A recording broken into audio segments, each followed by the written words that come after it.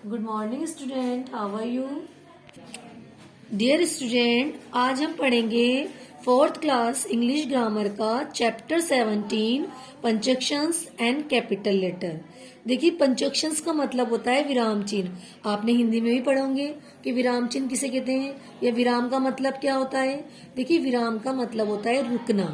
तो और पंजक्शंस का मतलब विराम चिन्ह, यानी रुकने के लिए, हम अपनी बात को समझाने के लिए बीच बीच में जो चिन्ह लगाते हैं वो विराम चिन्ह कहलाते हैं।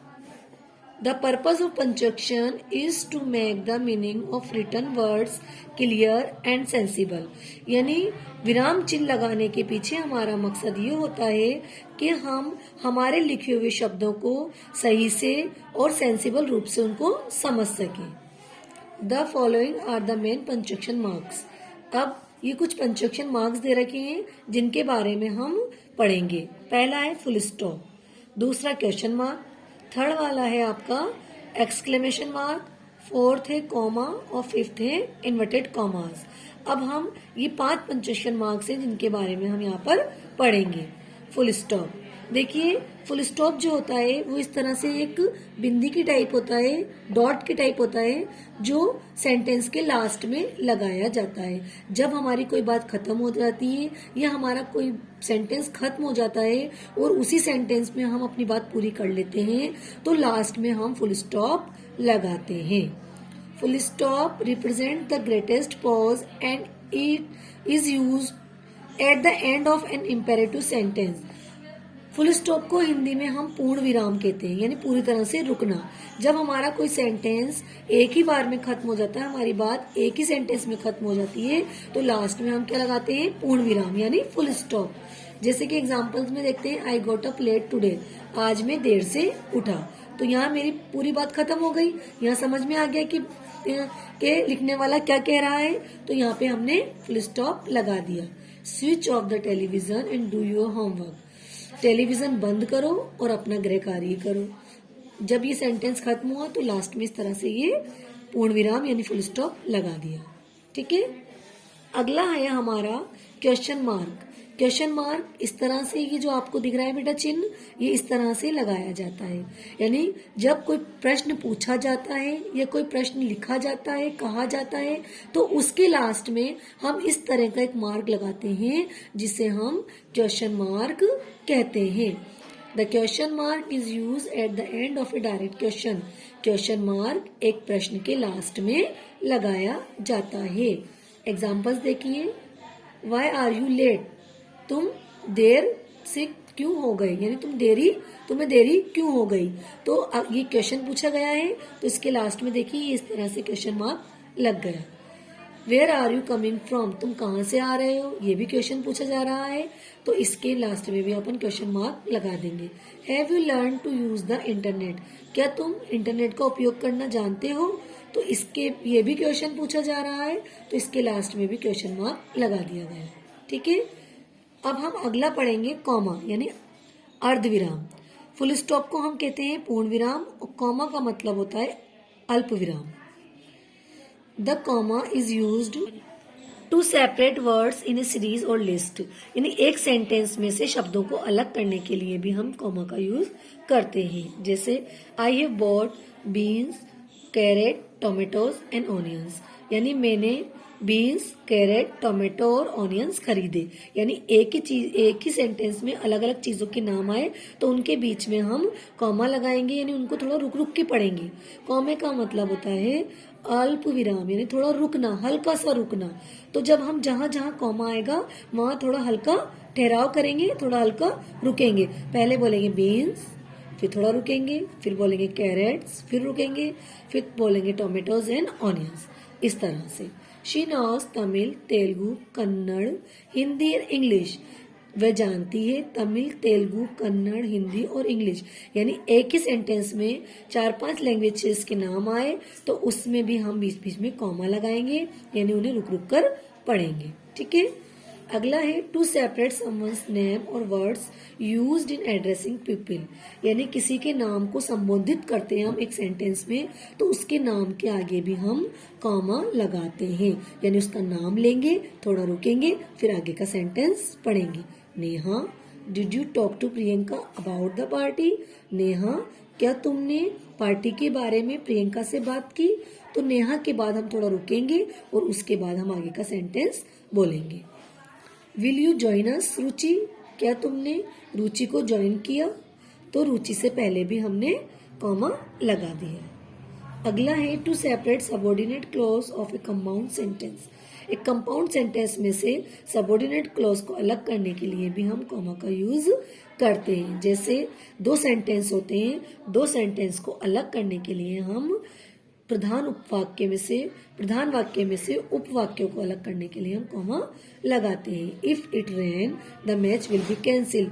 अगर बारिश आई तो मैच कैंसिल हो जाएगा। ठीक है, समझ में आया आपको कॉमा का यूज कहाँ कहाँ किया जाता है? ओके, अब हम आगे पढ़ेंगे एक्सक्लेमेशन मार्क। ये इस तरह से लगाया जाता है, पहले एक लंबी डंडी, फिर उसके बाद नीचे इसके बिंदी लगाई जाती है। अब इसका यूज कहाँ होता है ये पढ़ते हैं। The exclamation mark is use at the end of exclamation और एन इंटरजेक्शन। यानी जहाँ कहीं भी किसी सेंटेंस में कोई दुख की बात होती है, कोई हैरानी वाला सेंटेंस होता है, कोई गम वाला, दुख वाला, नफरत वाला या घृणा वाला कोई सेंटेंस होता है, तो उसमें हम एक्सक्लेमेशन मार्क लगाते हैं।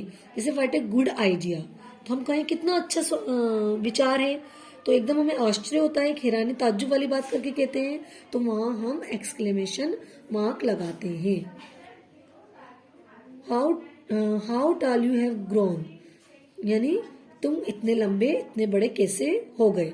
तो इस तरह से भी हैरानी वाला वर्ड सेंटेंस है, तो यहाँ भी हम एक्सक्लेमेशन मार्क लगाएंगे। ब्रेवो, वेल प्लेड, बहादुरों, अच्छे से खेलना, तो यहाँ पे भी हम इससे पहले ब्रेवो से पहले एक्सक्लेमेशन मार्क लगाएंगे। इसके बाद जैसे हम बोले अलास, हुर्रा, इस तरह के वर्ड जो होते हैं, तो उनसे पहले भी हम एक्सक्लेमेशन मार्क्स लगाते हैं। हम कोई हैरानी वाली या किसी बहुत ज्यादा खूबसूरत चीज को देखते हैं या कोई ताज्जुब वाली चीज को देखते हैं, तो वहां भी हम एक्सक्लेमेशन मार्क लगाते हैं। जैसे what a beautiful the Taj is, यानी ताजमहल बहुत ही खूबसूरत है, तो वहां भी हम एक्सक्लेमेशन मार्क लगाएंगे। ठीक है, अब हम आगे पढ़ते हैं इन्वर्टेड कॉमास। इसको हम हिंदी में कहते हैं उद्धरण चिन्ह। ये इस तरह से लगाया जाता है, ऊपर की तरफ लगाया जाता है डबल कॉमा या फिर single comma. The inverted commas are mainly used to show the actual words spoken or a quotation, यानी किसी की कही हुई बात को और किसी भी कहे हुए कोटेशन को हम इन्वर्टेड कॉमा में रखते हैं। मे आई कम इन सर, सेड अमित, यानी अमित ने कहा। अब अमित ने जो बात कही है उसको हम काय में रखेंगे? इन्वर्टेड कॉमा में। Yes replied the teacher, teacher ने आंसर दिया। अब जो टीचर ने बात कही है वो भी हम इन्वर्टेड कॉमा में रखेंगे। इसी तरह से देखिए आप, she said what A lovely garden, उसने कहा, यानी जो बात उसने कही उसकी कही हुई बात को भी हम इन्वर्टेड कॉमा में रखेंगे। इसके अलावा किसी मशहूर चीज का, किसी मशहूर नॉवेल का, कोई कोटेशन का बीच में अगर जिक्र होता है सेंटेंस के बीच में या पैराग्राफ के बीच में, तो वहां भी हम इन्वर्टेड कॉमा लगाते हैं। ओके स्टूडेंट, तो ये थे आपके पंचक्शन मार्क्स जो कि आपको समझ में आ गए होंगे, लेकिन फिर भी आप एक बार घर पे बैठ के रीड कीजिएगा ताकि आपको ये अच्छे से समझ में आ जाए। और हमारा अगला टॉपिक है कैपिटल लेटर्स, यानी हम कैपिटल लेटर्स बड़े अक्षरों का यूज कहाँ कहाँ करते हैं। पहला है the first letter of the first word in a sentence is always capital, यानी किसी भी सेंटेंस का जो पहला लेटर होता है वो हमेशा, पहले शब्द का पहला लेटर हमेशा कैपिटल लिखा जाता है। कोई भी सेंटेंस हम स्टार्ट करेंगे तो जो वर्ड लिख रहे हैं उसका जो पहला लेटर होगा वो हमेशा कैपिटल ही लिखा जाएगा। जैसे she is going for her dance classes, तो शी का जो एस लिखेंगे हम कैपिटल में लिखेंगे। ठीक है, सेकंड है the names of people and places begin with a capital letter, यानी किसी भी आदमी का नाम या किसी भी जगह का नाम या किसी भी शहर का नाम आएगा तो उसका पहला वर्ड भी हमेशा कैपिटल आएगा। जैसे हम अमिताभ लिखेंगे तो अमिताभ का ए जो है वो कैपिटल आएगा, या आप में से किसी का भी नाम आएगा उसका जो पहला लेटर है वो कैपिटल में ही आएगा। दिल्ली अगर हम लिखेंगे तो दिल्ली का डी जो है वो कैपिटल में आएगा। मुंबई का एम जो है वो कैपिटल में आएगा, और जयपुर का जे जो है वो फर्स्ट लेटर जो कैपिटल में आएगा। अब चाहे ये किसी भी सेंटेंस के शुरू में स्टार्ट हो या फिर किसी भी सेंटेंस के बीच में ये नाम आए। अगला है the pronoun I is always written as a capital letter. एक बात ये है कि आई हमेशा कैपिटल लेटर में ही आएगा। आई कहीं भी लिखा जाएगा हमेशा कैपिटल में ही आएगा। ठीक है। अगला the initials of someone's name, यानी किसी का जो नाम होगा शॉर्ट फॉर्म, नाम की जो शॉर्ट फॉर्म होगी, जैसे वीके अग्रवाल तो वीके का वी जो है और के जो है दोनों कैपिटल में आएंगे, और फिर उसके बाद जो उसका सरनेम है उसका भी फर्स्ट लेटर कैपिटल आएगा। आर एस हुरमी, यानी आर एस जिसका शॉर्ट फॉर्म है, शॉर्ट नेम है, वो भी दोनों लेटर कैपिटल आएंगे, और उसके बाद जो उसका सरनेम है उसका भी पहला लेटर कैपिटल ही आएगा। नेक्स्ट है names of rivers, mountains, roads और बिल्डिंग्स, यानी कहीं भी किसी भी सेंटेंस में यदि नदी का नाम आता है, किसी पहाड़ का नाम आता है, किसी रोड का नाम आता है, किसी बिल्डिंग का नाम आता है, तो उसका भी पहला लेटर हमेशा कैपिटल आएगा। जैसे the Ganga, mount Everest, mount Everest का एमटी और ई जो है वो कैपिटल लेटर में आएगा। स्टेशन रोड, ये जगह का नाम है तो स्टेशन रोड का स्टेशन का एस और रोड का आर दोनों कैपिटल में आएंगे। अशोक भवन, ये भी एक भवन बिल्डिंग का नाम है तो अशोक का अ और भवन का बी दोनों ही कैपिटल लेटर में आएंगे, चाहे शुरू में आए चाहे सेंटेंस के बीच में आए। Names of months of the year and days of the week, यानी महीनों के नाम का पहला लेटर कैपिटल में आएगा, और जो हमारे डेज के नाम हैं उसका भी पहला लेटर कैपिटल में आएगा। जैसे जनवरी या फ्राइडे, तो जनवरी का जे, उसके अलावा पूरे मंथ जितने भी हैं उनके सारे जो पहले लेटर हैं वो कैपिटल में आएंगे, और जो डेज के नाम है Sunday, Monday, Tuesday, Wednesday, Friday, Saturday, ये इन सभी का पहला लेटर हमेशा कैपिटल में आएगा। Names of national holidays and festival, यानी हमारे जो राष्ट्रीय दिवस हैं और उसके अलावा जो हमारे त्यौहार हैं उन सब का नाम जो है उसका पहला कैपिटल लेटर जो है वो हमेशा कैपिटल में आएगा। अब चाहे ये सेंटेंस के शुरू में आए चाहे ये सेंटेंस के बीच में आए। रिपब्लिक डे, गणतंत्र दिवस, तो इसका रिपब्लिक डे का आर जो है वो कैपिटल में आएगा।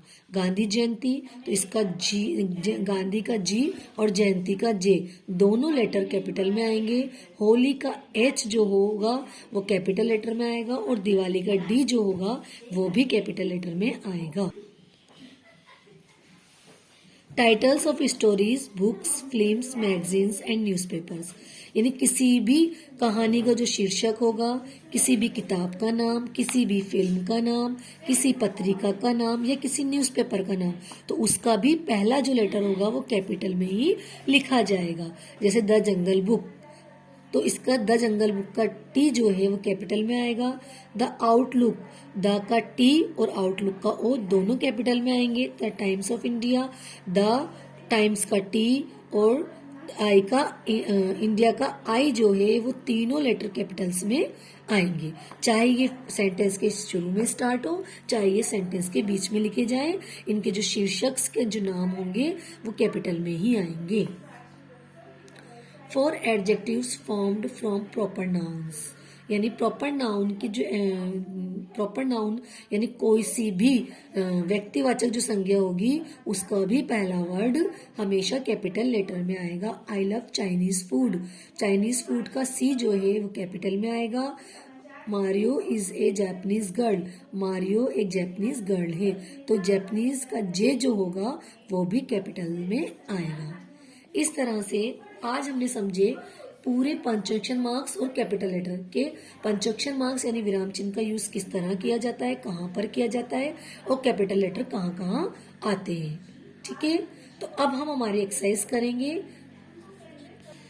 डियर स्टूडेंट, ये एक्सरसाइज मैं आपको सेंड कर दूंगी, आप अपने होमवर्क में कर लीजिएगा। ओके, अल्लाह हाफिज।